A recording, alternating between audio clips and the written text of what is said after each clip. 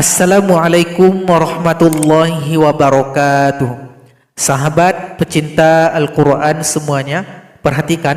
Di sini ada huruf waw yang bertasydid. Bagaimana cara kita membaca huruf yang bertasydid yang berada pada awal ayat? Apakah dibaca berdengung atau tidak? Perhatikan contoh sebelumnya. Pada ayat sebelumnya juga ada waw yang tasydid. Di sini wawnya dengung. Namun ketika berada di awal ayat dia juga tasydid, apakah dengung atau tidak akan kita jelaskan pada video kali ini. Bagi sahabat Al-Quran yang ingin mempelajari ilmu tajwid, alhamdulillah di channel ini telah kita rangkumkan materi yang kita bahas dalam bentuk buku PDF, buku Tajwid Offline. Bagi sahabat Al-Quran yang berminat bisa hubungi kami nanti di nomor WA, akan kami kirimkan filenya gratis untuk sahabat Al-Quran. Yang penting kita semuanya bisa sama-sama belajar. Bagi sahabat Al-Quran yang ingin berdonasi juga dipersilahkan, akan kami tampung juga, bisa di chat nantinya di WA. Jadi sahabat Al-Quran, coba perhatikan rumus berikut ini. Coba perhatikan, kalau ada di awal ayat ada 6 huruf yang bertasydid, ya, waw, mim, nun, atau huruf lam dan huruf ro, itu biasanya menunjukkan dia punya hubungan dengan akhir ayat sebelumnya. Dan juga disebabkan oleh tanda waqaf lam alif pada ayat sebelumnya atau waqaf shad lam pada ayat sebelumnya. Biasanya hubungan ini terjadi karena pada ayat sebelumnya ada harokat tanwin atau ada nun sukun.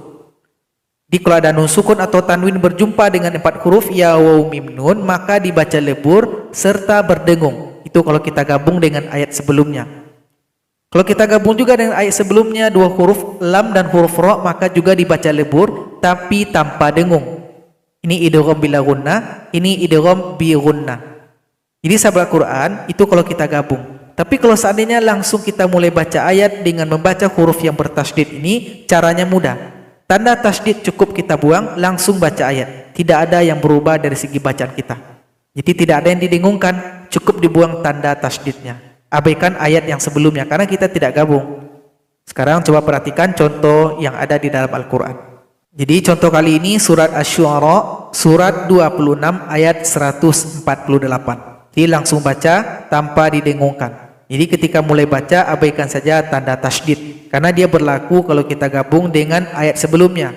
Wa uyuni wa zuru'i, baru dengung. Tapi kalau kita mulai dari sini tidak ada yang dengung, tanda tasydid dibuang saja.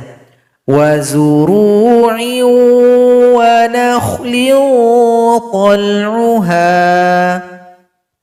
Sekarang kita lihat contoh berikutnya surat Asy-Syu'ara ayat 223. Kalau kita gabung baru dengung. Athimi yulquna. Tapi kalau tidak kita gabung maka tasydid dibuang saja. Yulquna as-sam'a wa aktsaruhum. Jadi tidak usah didengungkan karena kita mulai dari sini. Contoh berikutnya surat An-Nisa surat yang keempat ayat 118 dan ayat 119.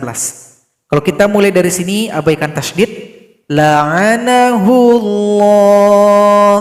Karena di sini idgham bila gunnah, maka cukup kita lebur kalau kita gabung tanpa didengungkan. Misalnya kalau kita gabung maridan la'anahullah. Tapi kalau mulai dari sini tasydid abaikan saja. Yang ini juga kalau kita gabung baru didengungkan. Mafruḍan wa la udillannahum. Tapi kalau kita potong tidak kita gabung maka tasydid dibuang saja. Wa la udillannahum. Jadi sahabat Quran itulah pelajaran kita pada video kali ini. Bisa disimpulkan kalau nampak tasydid pada awal ayat maka tasydidnya tidak usah kita baca, kita abaikan saja. Tasydid itu berfungsi kalau kita gabung dengan ayat yang sebelumnya. Jadi sahabat Al-Quran, semoga bermanfaat. Assalamualaikum warahmatullahi wabarakatuh.